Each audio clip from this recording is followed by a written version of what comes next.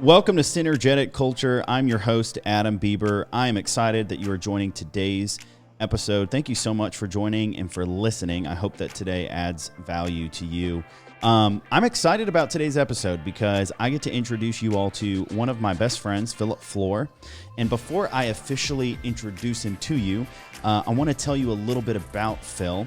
And what's so cool about this episode and the setup that we have right now is we are actually recording in Phil's apartment in Gainesville, Florida. And so I got to travel down from Atlanta to Gainesville, Florida to visit with Phil and also to record this episode. So this is super cool to get to be in person recording today's episode. But let me tell you just a little bit about Phil's history. So Phil's from New York, but grew up in a northern suburb of Atlanta, Georgia.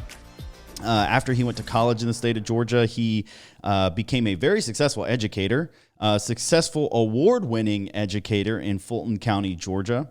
A few years ago, he left education to pursue ministry in the church, and he became the production director at one of the largest churches in the country, North Point Community Church, at their main campus, North Point in Alpharetta, Georgia. And then just recently took his first pastoral role as student ministries director at Anthem Church. And so Phil's loaded with experience. He's got insight, wisdom for leading teams, building culture. So I'm excited for you guys to get to meet him and for him to add value to today's episode. So Phil, welcome to Synergetic Culture. Thanks, man. I'm excited to be here. I know we've talked about this for a hot minute. We have. And then we tried recording it before, and yeah, we did. We did try to get it recorded before and had some technical issues, and then you up and moved to Gainesville, Florida. And so we said, dude, put a pin in it. And we decided that we would revisit this recording. So right. I'm pumped, dude. Oh, me too, man. I think even from the first recording, I think I've learned so much more than what we talked about originally. So I think that hopefully at least we can share it here on the podcast. Yeah, dude. Absolutely. So tell us a little bit more about your experience. I mean, you have specific thoughts that you want to bring to today's episode. Yeah. I'm excited about them, but give us a little bit of background. Like, what was it like, being an award-winning teacher and, it's kind of the move from education to ministry in the church and kind of the evolution of that. Just give us a little background. Yeah, well, nobody sets out to win an award, or at least people who win awards usually don't set out to win them. True. But I think for me, in every area that I've, pursued, I've tried to kind of step away from the normal structure of this is how things are and go ahead and do them and look more at the people that I was working with and the people that I was dealing with and figuring out what's going to be best for them and creating the best place for them, and then the rest would come with it. And so that's what I did as a teacher. My goal, and I told people all the time, even when I interviewed as a teacher, I was like, I'm not really passionate about teaching kids math, but I'm passionate about having a safe place for kids where they feel welcomed and they feel loved. And so that's what I did with my classroom. I just tried to create the best place where kids would not want to miss, where parents would want to get their kids into the classroom. And then I just figured the learning would come with it. Obviously, I tried to, use the best practices of education. And it wasn't like I wasn't teaching. Yeah. But that wasn't the main You were focus. Certified as a teacher. I was certified as a teacher, right. Yeah. But that wasn't the main focus. And then once I felt like I did that for a few years and did it well, then I was like, I kind of want to do this in a bigger scale and on a broader spectrum, and was really more passionate about the type of place I was creating and why I was creating it. Yeah. And so when the church showed up in my life and there were some opportunities to go there and it was going to be a lot bigger of a scale, I was like, this is easy. Yeah. This is an easy move.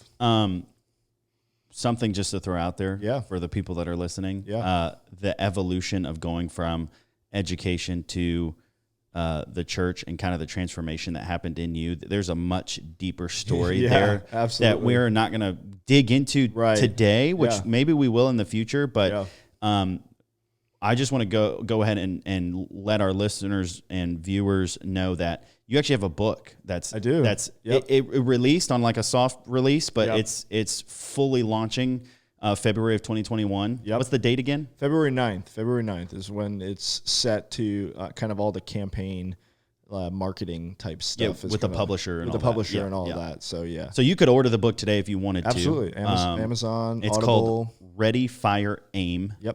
intentionally called Ready, Fire, Aim. Yep. So I encourage you to get it. I've listened to it on Audible. I have a hard copy signed by Philip Floor. But that book will give you a deeper insight into that season of his life and the transformation. So just want to throw that out there. We'll talk about it a little bit more later. But so continue on. So you get to the church and tell us about that experience going from teaching in a classroom to being a part of one of the largest children's ministries. Right. In the country. I mean, it was surreal and overwhelming, and even as you think about it back now, when we're talking before, it's like, wow, that really happened. And I had at the most 22 students in my classroom. I think maybe 25. Yeah. And what's an average Sunday at North Point? Average Sunday at North Point for pre-COVID. Yeah, pre-COVID, kindergarten through 5th grade. I mean, 1,200, 1,300 kids. Yeah. And, I didn't deal with them directly, but I dealt with all the volunteers who dealt with them. And so I had at times between 100 and 150 volunteers that were all more or less answering to me. I always made the joke, if you guys stop showing up, I wouldn't actually have any authority. So you don't need to call me your boss, and you're volunteering. But yeah, it was really cool because I got to practice on a small scale in my classroom the things that I eventually went and executed on a large scale at the church, and then moving on to the next season, kind of back on a little bit more of a smaller scale where you can fine tune some things. Yeah. So I grew up going to church. So anybody listening that has that experience, North Point's a different animal. It is not your classic children's church with the little felt characters and there's like 18 kids in the room. It is a full-on production, and it takes an army of volunteers every Sunday to pull off a Sunday at that church. It's remarkable, and I would just say if you ever have the opportunity to visit, check it out and notice how many people are there. And I would say probably 99% of the people that you see, aside from the guy on stage preaching, are volunteers that are there. So tell us about what it was like to. I mean, it's a machine. You have multiple environments with stages and singers and storytellers and leaders that are leading, different age groups of elementary school kids. And it's all happening simultaneously at one time. And it's also happening simultaneously at one time at 5 different campuses. So tell us about just what that was like. Yeah, I think it's one of those where it's the church, so it's meant to be very personal, but with the size, it also has to be very professional and it has to be very structured. And so you're balancing structure with a very personal and intentional organic being, because these are people. Yeah. And so it was interesting. There were times when you had a plan, you had a structure in place, you had guidelines and things that this is how it's going to be. And then you sit across from somebody and realize, okay, we need to change some things, or we need to adapt. And I think that's what made us better. And I think that's what made us grow, and it makes them continue to grow. And so, it was just one of those experiences where you can't pull it off without very clear expectations, and you can't pull it off without very detailed, lists, assignments, whatever you would call it. Expectations, I guess you could say again.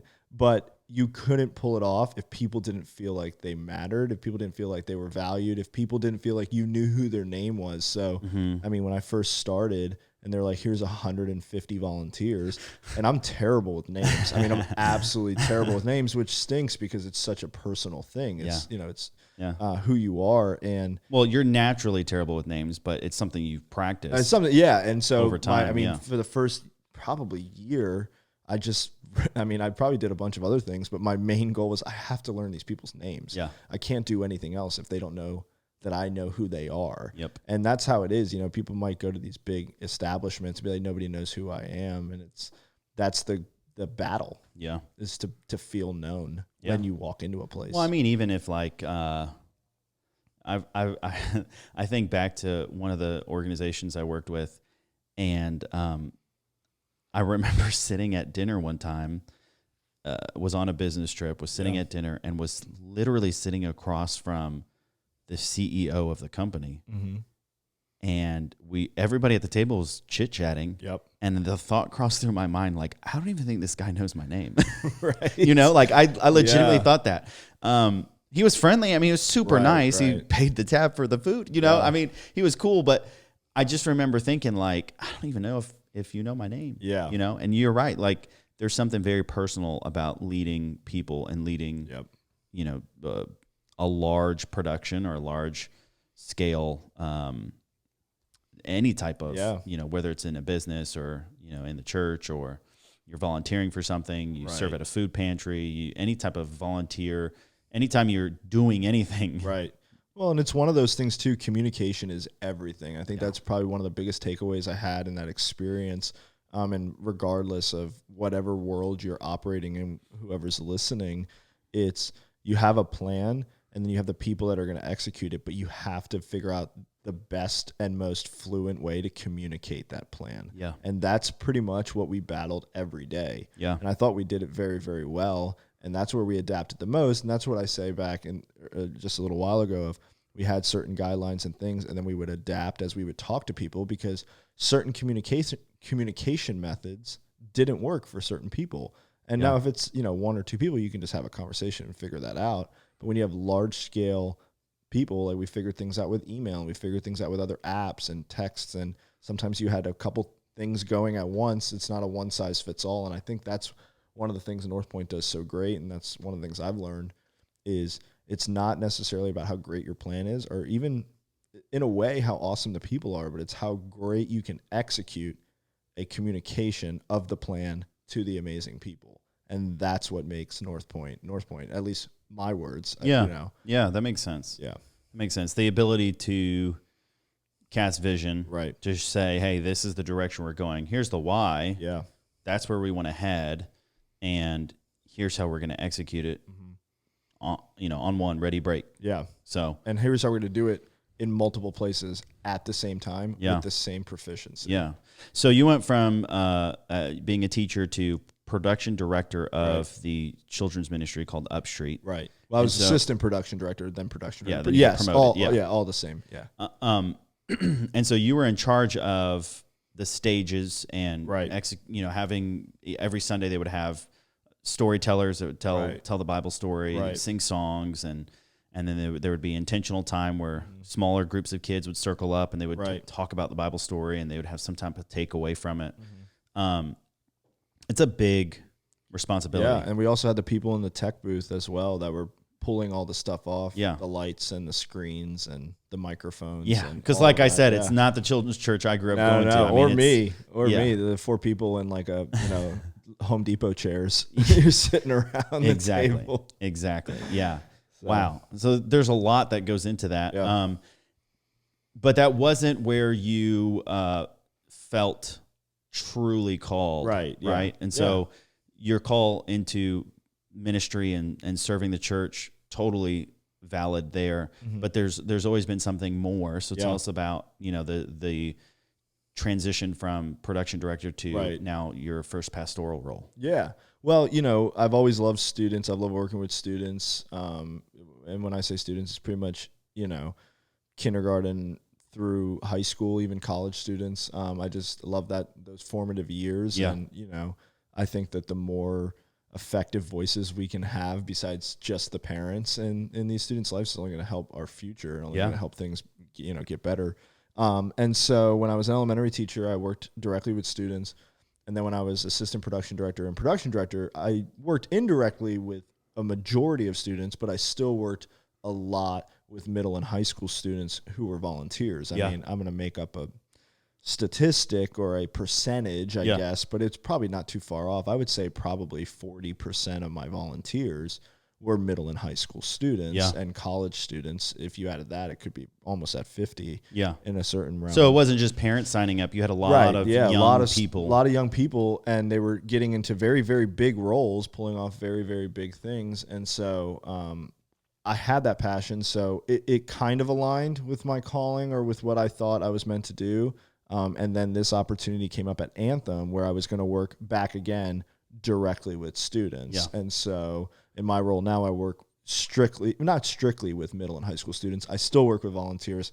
I still work with parents. Yeah. And so it's kind of the merging of two worlds, the teacher world where I worked with students and parents, and then the production director world where I worked with volunteers. And so now I work with all three, plus staff and, business leaders and things like that. So it was a perfect cohesion of the two steps I had before, and who knows where this will lead next. Absolutely. Absolutely. Well, and just knowing you for the last several years, knowing what you're passionate about, when it comes to speaking to students, communicating to them, giving them tools to get through life, because life is hard as a student. It's hard in general. Yeah, it is true. It's been fun because we both have gone and spoken at, FCAs for local public high schools. Yep. We've done different types of gatherings. Right. Chick-fil-A talks. We everywhere. Pulled a bunch of kids together and spoke to a bunch of kids at Chick-fil-A and gave them a devotional while they ate their chicken biscuit and then went to school. You even sat in and you helped me lead small group at one point. A few years back. So all of that, I'm sure, helped prepare you. All of these experiences helped prepare you for this role. Absolutely.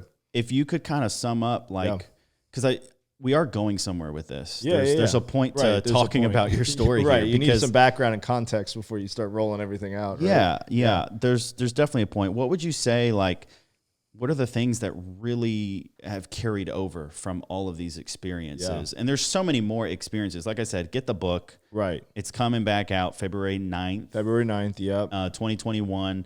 You can go ahead and order it, but it's gonna really be pushed and launched. Then, and it's just, it has a lot of more takeaways than what we can cover in a podcast. But I guess, some of the biggest things that I've learned, and they might seem pretty simple, but I think that's the first one, is that it is simple. Like, what you're trying to figure out is a lot simpler than you think. And so whatever big heady idea you have, probably 6 notches down is actually what you need to do. But I think the biggest thing that I saw was when I was a teacher, it was on me in a lot of ways. Like, I was the executor. I was the planner, the executor. I carried out everything that was needed to be done.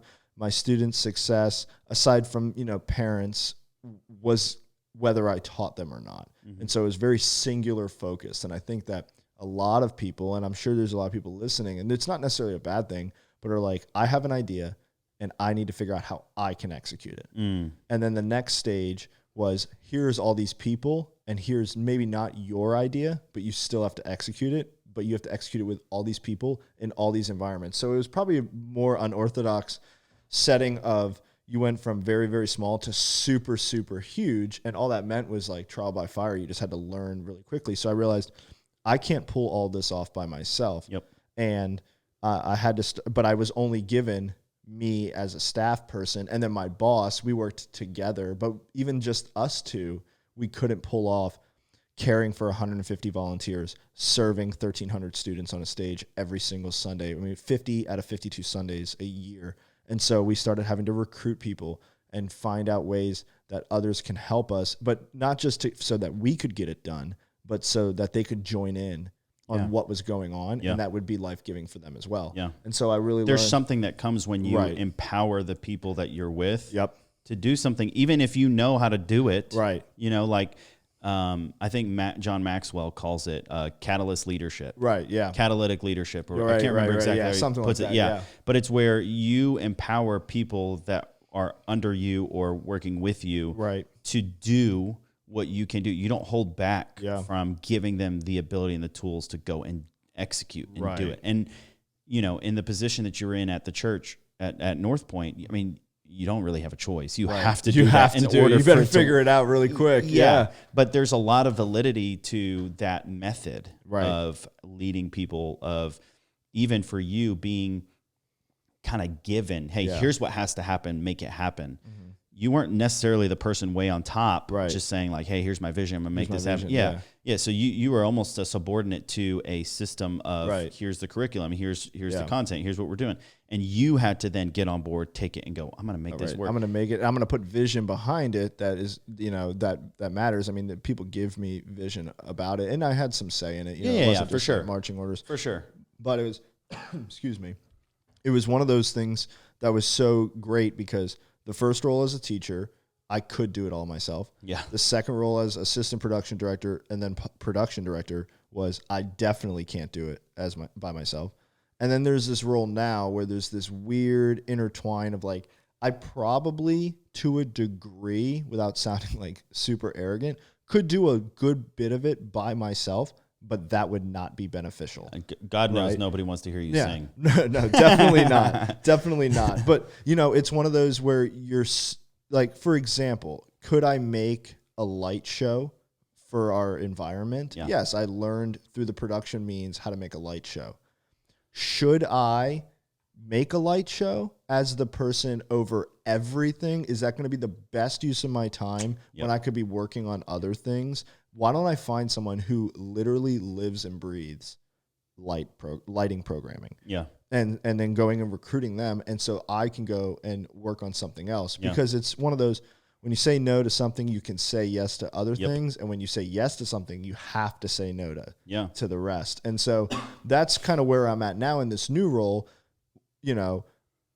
I would say I definitely can't do it all by myself, but there is an aspect where being the person in charge for the most part, I could say, we're not going to do this, we're not going to do this, and we're not going to do this so that I can do all of the things by myself. But that's not how places grow. And I don't like to ever go to something that's not going to grow. No, absolutely not. And I think anybody listening, if they think about where they are professionally in their career or what they do philanthropically to volunteer or just anything that they're involved in, we have our responsibilities. Yeah. And I'm super guilty of this because I just love to like get my hands on everything. Right. Yeah, you and I are a lot alike in that. Yeah, absolutely. But I have to constantly remind myself that there are certain things that only I can do in my role. Yeah. And so I need to focus on being really, really locked in, execute, be really, really good at the things that only I can do. Yep. So you're the guy, for the most part, most of the time, that will get up and you will speak to these students. Right. So you have to be lasered in and focused at that part of your position. In other roles, in other professions, everybody has a list of things that are only theirs to take. Right. You have to do them. Right? And if you're a leader of a team, to keep your job. yes, if you're a leader of a team all the way up to the C-level executives, there are things that only they can do, and then there are things that they could do if they had margin or time. Maybe there's things that they're passionate about, but they don't need to actually do those things because it takes away from the things that they need like to do. there's a book. I would probably say get it over my book. It's one of the best books I read every year. It's called Essentialism by Greg McEwen. I think I've said his last name correctly. And basically what he says in the book is do everything that is absolutely necessary for your job and then delegate or get rid of the rest. Like get people that are passionate about those things and then you grow your team and you build your team. And it's one of those moments where it's kind of like when I was a student athlete and like scoring a goal was awesome. It felt so good. It was such a win. But then when I started coaching, yes, I wasn't in the direct line of the win, but watching these students develop and grow and them score and our team win, it might have not felt initially as strong as like the direct spotlight of the goal, but it carried way longer. I'm sure you score a goal and then you go back to the face-off. Right? When you're the coach or whatever, the assistant coach, and your team wins, you go home as like a winner and you were part of that. You know? I was just about to say, I don't think Nick Saban has a problem with the rings that he has. As as the person not catching the game-winning touchdown, So that's kind of what I've experienced in this transition into this new job is like I can get direct wins myself, but they're not going to last as long and they're going to be so hyper-focused. And then it's just going to be the me show. And that doesn't help other people out. That just makes me feel good about me. And life is, for you listening, life is way more important than that. Definitely. So I think I hear you saying there's a few themes that I've noticed. And here's just a couple of things that I've noticed. And I want to point these out and then I want to hear your why. Why have these been a theme? The first has to do with individual people. making sure you talked about learning names. You talked Yeah. about how you wanted students to feel safe and feel like they had a place where they could belong and they could grow and they could learn. And then you got to your next job and you wanted to help lead volunteers so that they could help these kids feel like they're safe and they belong. And now you're leading a ministry so that these people feel safe and they belong.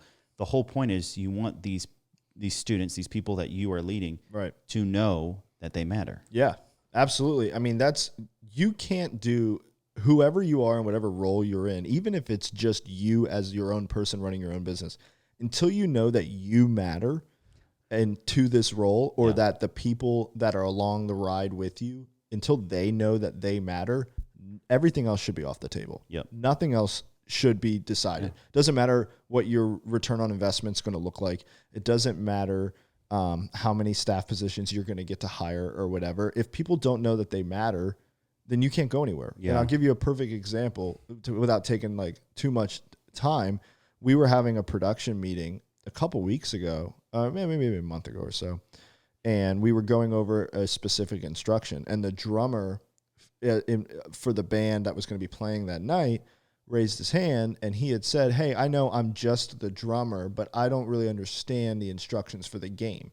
Now, you have two options there. You could say, "Yeah, that's okay. They'll understand on stage. Don't worry. Right? You're just the drummer." Well, I guess you have three options. Yeah. You could say that. The second one, you could re-explain it. Oh, that's a good point. Let me re-explain the instructions. And the third one, which is the option you should choose, which is the option I did decide to choose, was, "Hey, you're not just the drummer.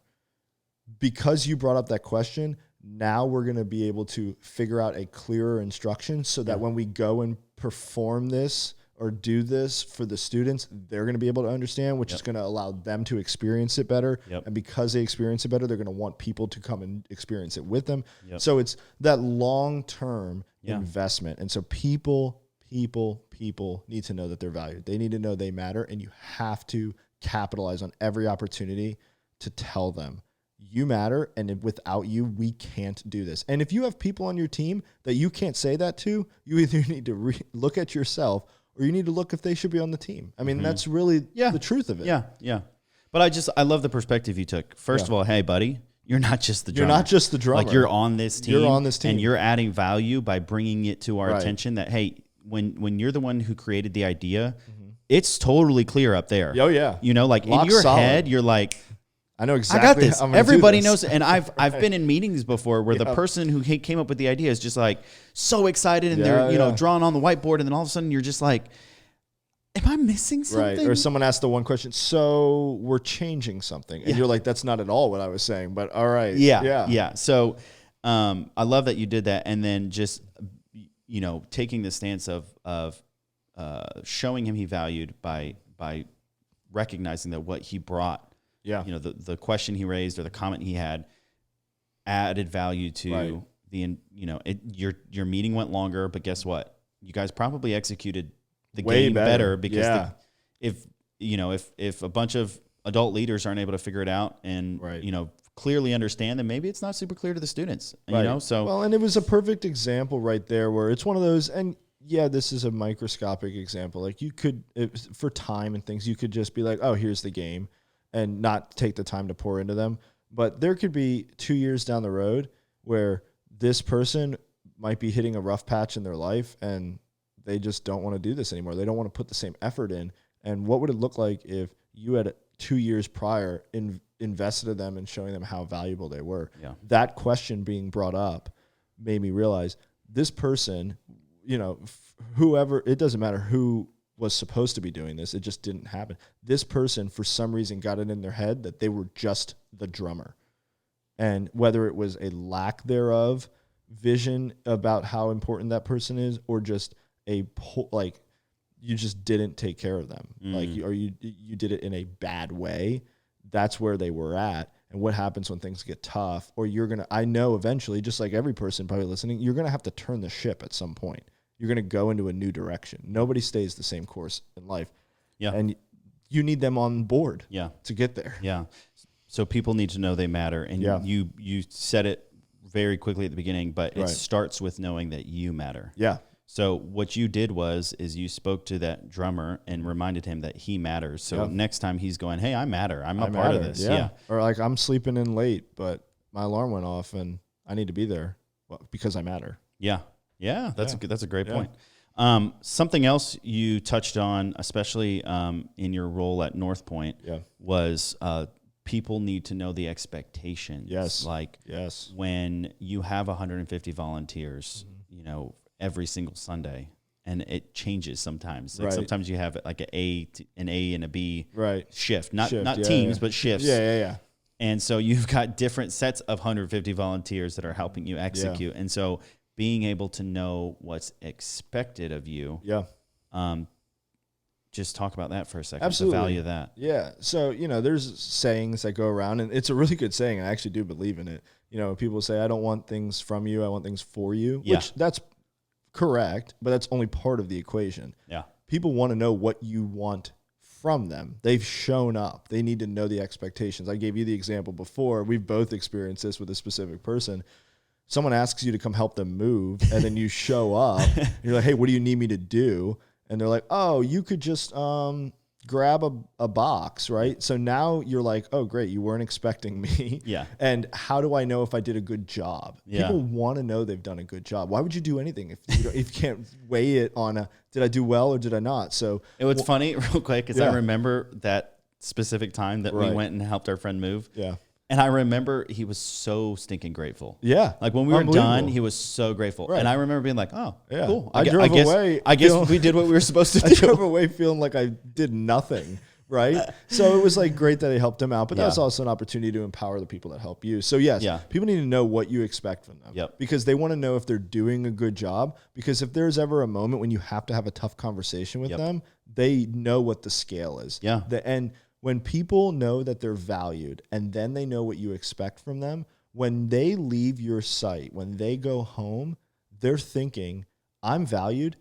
I know what I can do. How can I make it better? Therefore, I'm valued more. I was going to say, people that's just a human experience. Oh, true. I mean, I've seen it time and time again. When there's no expectation in place, things run wild. Yeah. When you value people and then set an expectation, they don't just rise to the occasion. Yeah. They want to exceed the standard. Right. And it makes them feel better. I mean, we all want to do what makes us feel better, right? Yeah. And so that's a big thing from all the, I guess, the three jobs that I've talked about, or that we've talked about on this podcast, is there was a clear moment after everyone's been buttered up and felt great where I have to say, now this is the plan. This is what is expected of you in your role. And those volunteers, the reason we were able to pull off all of those things on all of those campuses all at the same time was every person knew what they were supposed to do, how they were supposed to do it, and why they were supposed to do it. And that's what I want to focus on now is why. Because you can rally the troops and get everybody on board. Yeah.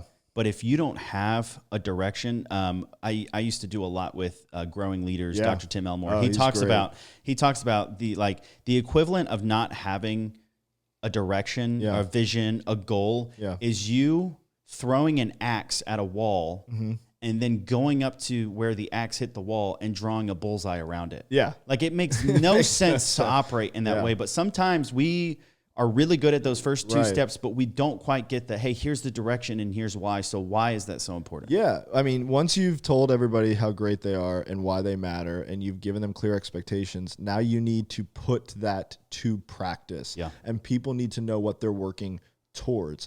For example, you and I were both runners. We have a friend here as well who's a runner. We were talking about running. Yep. It was so hard to go out and run until I had something I was working towards. I was working towards a race. Yep. And now that I'm working towards a race, it's so much easier to run. People need to know, okay, I know what you want from me, and I know that I have to give my all, and I know that I'm valued, but why am I doing it? And the why isn't going to get them started. It's going to get them to continue to go, that build that endurance when things get tough, when life gets hard, when finances aren't right, when, they wake up and they just wake up on the wrong side of the bed. Yeah, he's just having a hard day. Yeah, and it's the why. So, for example, me coming onto this team, this new team, this is the COVID time whenever you're listening to this. So everything was just shut down. This church specifically had been closed since March, and I came in early October. Yep. And they had been back for 3 weeks, but, slowly back, getting back to things. And in that time, we lost some volunteers. Not everybody felt comfortable to come back with the safety and health regulations and things. Absolutely. And here now is a new guy that's going to give us all the ways and about what we're going to do. Yeah. And so I had to paint a vision of why I'm going to ask us to do the things we're going to do and where that's going to lead us. And that's that moment, and this is probably how I'll land it. That's that moment where they assess if their value is worth the outcome. So you've told them how valuable they are. Yep. Now they see where they're going, and they're going to say, is that worth my value? And it's a really great practice. I forgot who said it, but it's like, if you broke all of your time up into cost per hour. So let's say an hour of your time is worth $100. Anytime someone asks you to do something, sit there and say, is this worth $100? And that's how you can determine, is this really worth my time? Yep. And it's the same thing, especially with volunteers, but it's the same with employees that are paying them. Oh, wait a second. I'm only going to get paid this much to do this, and we're only going to go this far. I don't think this is my spot. I don't think this is what I want to do. And that's where a lot of entrepreneurs struggle, is because, I mean, what's the statistic? They don't cut a check for like 3 years or something. And so they have to really have a vision on what's going to happen. And so by telling like the people that work for me, hey, this is where we're going to go. And this is why we're going to get there. And this is how we're going to get there. They get to say, yep, I want to be a part of this. Yep. Or no, I don't. And all that's going to do is help you be a leader. Yep. That's going to say, okay, I have the right people in the right seats, on the right bus, going in the right direction. Because the clarity is king. And with clarity and all of that, whatever you want to call it, people will wean themselves out if they're not on board. And that's totally fine. I was just about to say, it happens all the time. It's not a problem. I've done it myself. You have. If you're not a volunteer, even if it's a profession, if like you end up in a place in your role where you're like, you know what, I'm just not on board with this. Yeah. It's okay. Right. You know, it's okay to remove yourself knowing that I'm not on board, but you would not know without the clarity. Yeah. So, and we do it every day with our friends, with our family. They say, this is what we're going to do. And you go, oh, no. Yeah. It's important. Yeah. Yeah. Super good point. Yeah. So as we land this plane today in this episode, you've got 3 crystal clear takeaways. Yes. What we always want is for people that listen to the show to have practical and tangible things, giving you practical and tangible content to help you build a synergetic culture. So no matter what environment you're in, if you're a volunteer in your profession, whatever role you have, up the org chart, whether you're sitting at the top or you're at the very, very bottom, it doesn't matter. This is for you. So what are your big takeaways for today that people can put into place now? Absolutely. I wrote them down so I wouldn't forget them, because I tend to do that. Go for it. I tend to be long-winded. But the biggest, to touch on the 3 points is empower the person. Yep. Clarify the role. Yep. And cast the vision. And you need to do it in that order. Yeah. And if you're not doing it in that order, you need to switch some things around. So if you've been casting a lot of vision, maybe it's time to take a break and start empowering the people. Yep. Because otherwise you're going to be casting to a lot of empty around seats. And learn the names of the people that you're trying to cast vision for. Start there. And then before you can ever see where you can go, you need to clarify the roles. Because when the roles are crystal clear, it puts into a great perspective just how far you really can get, and then push a little farther. Yep. Some people's vision, actually a lot of people's visions, are either absolutely fantasy or absolutely minuscule. I mean, it's so small with the talent that people really bring. It's like, dude, you can do so much more than this. We've seen this with running. We could barely run like a mile, and then today we were just clocking, double-digit miles. Yep. And then there's a lot of like, hey, some people need to come back down to earth, right? Yeah. So yes, empower the person, clarify the role, and cast the vision. And I'm going to end by just saying this: if you're looking at how this applies to your life, apply it to you individually. Start with yourself. You can empower yourself by believing that you're not just the drummer. Yeah. Believe in who you are. Yep. Have clarity on what you're doing and why you're doing it, and have a vision for yourself. 100%. And if you can do that well, it's going to make you a better person to work with, to be around, to volunteer with. And when you end up in a leadership position, you're already going to have that discipline in place and that mindset of empowering, believing in yourself, believing in your people, clarifying your role, clarifying their role, and being able to have vision for all the people that you are involved with. And that is such a great value add to this podcast. So Philip Floor, thank you so much. Thank you, man. Thanks for having me on here. For joining. One more time, I want to reiterate, Ready, Fire, Aim, official launch, February 9th, 2021. You can order it on Amazon. You can get it on Audible now. Strongly encourage that you listen to it. Maybe in a few episodes from now, we might actually just sit there and talk about the book, which would be pretty cool. But Phil, again, thank you so much for coming on. Thanks for having me, man. Thanks for adding value. It means a lot to me. I appreciate it. Appreciate you, man.